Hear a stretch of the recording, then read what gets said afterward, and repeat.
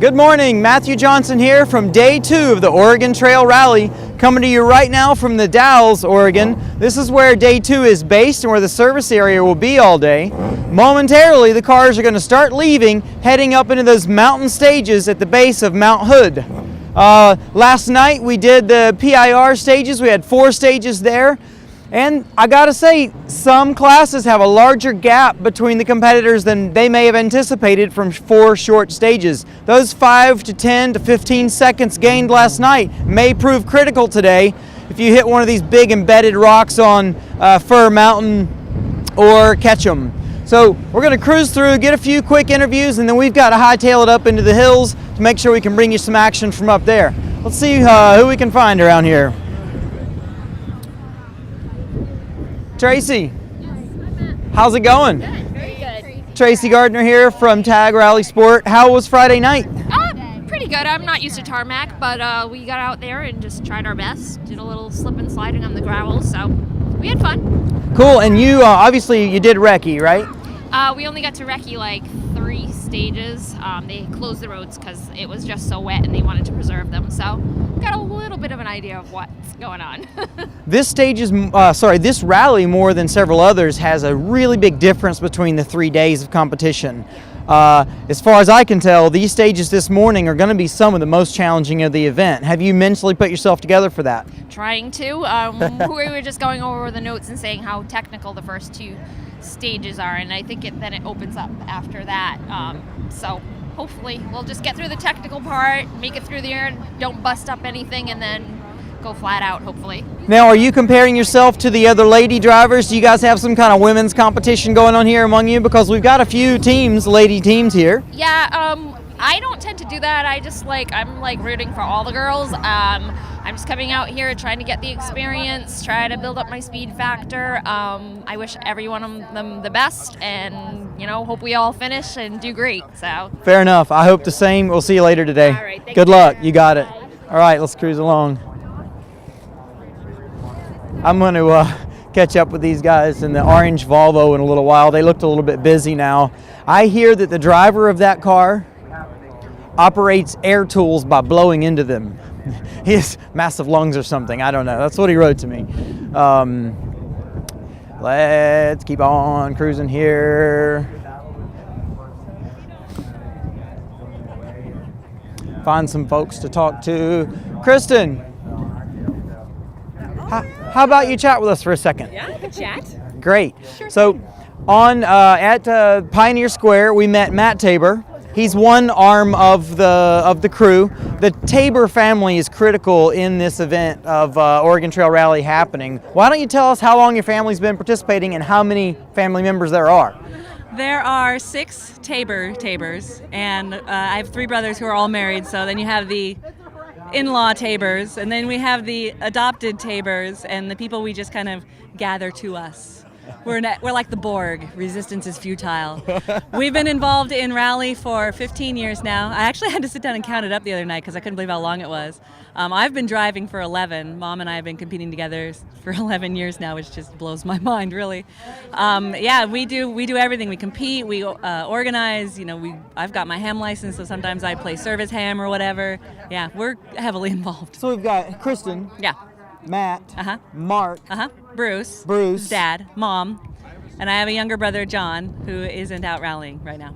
I lose track. Yeah. I keep up with most of the ones that I see often, but I know there's a lot more of you in the background scrambling around in the background to make things happen. Yeah, and then of course there's everybody that we work with who helps us out, and everybody in Oregon Rally Group. My brother Mark is the treasurer of Oregon Rally Group, and I'm the stage rally director, and Matt was a president at one time, and I think I was a president at one time too. So we love rally so much, and we want to make sure it keeps going. And if that means that we all have to work really hard to keep it going, then we'll work really hard to keep it going. That's awesome. We super appreciate it. I love this event. I look forward to the time to come to Portland and to Oregon each year, so it's really cool. Awesome. Nice to see you this morning. Good luck. All right. Have fun on these morning stages. Right. Love to interview our Australian friends.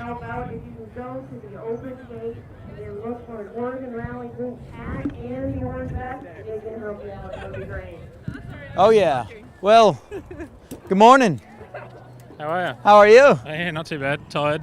Tired? Yeah. How'd the car turn out last night? You have Yeah, any not too problems with bad. Not too bad. Oh, a few little niggling problems, not having a test through the week before the rally, sort of hurt us a bit. But, it's going good. Boys worked, real late. We didn't get in till 3 or 4 o'clock this morning and, first here this morning, so... So if depending on how long you've been following rally, in the late 90s here in US Rally, we had an M-powered BMW and a turbocharged Supra. We had some 300 or 400 horsepower rear-wheel drive rally cars, but it's been a while since we've seen a wild man behind the wheel of one of these rear-wheel drive cars. Is this the way you always drive, or are you going to change it today a little bit? No, that's how we drive.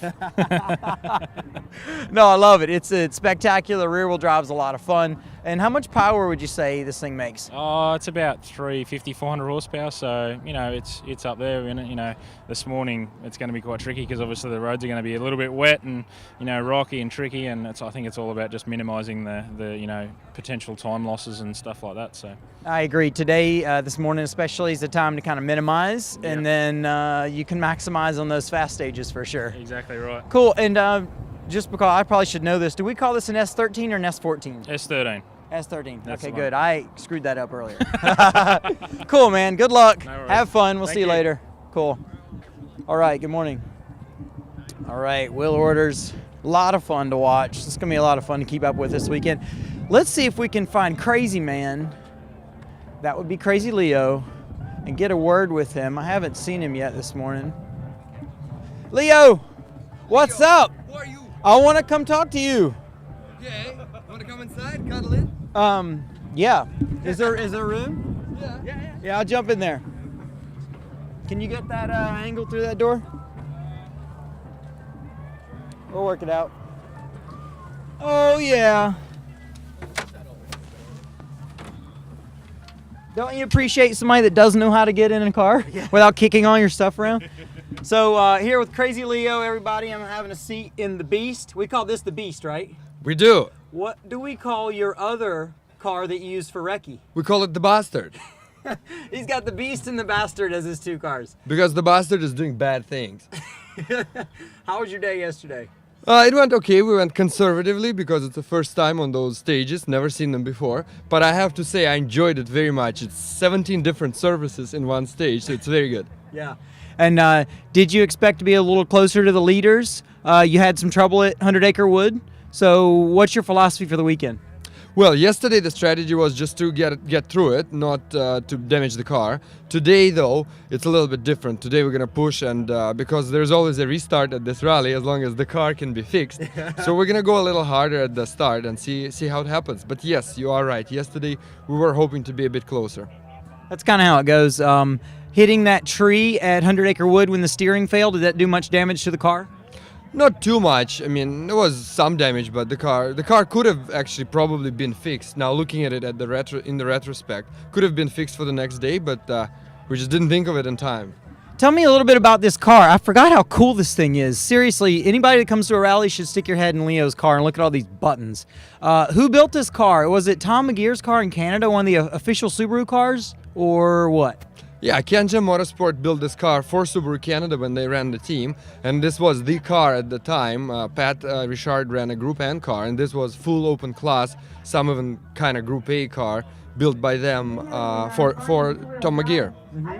Good stuff. Last question. Which day did you recce, and did you do all of Ketchum before it was closed when it got muddy the other day? We did recce on the second day, and we did not get through all the stages, but we did get one run on Ketchum. Cool. Well, we look forward to seeing you out there. Have a lot of fun, Leo. Thanks you. for your time. We'll see you a little bit later.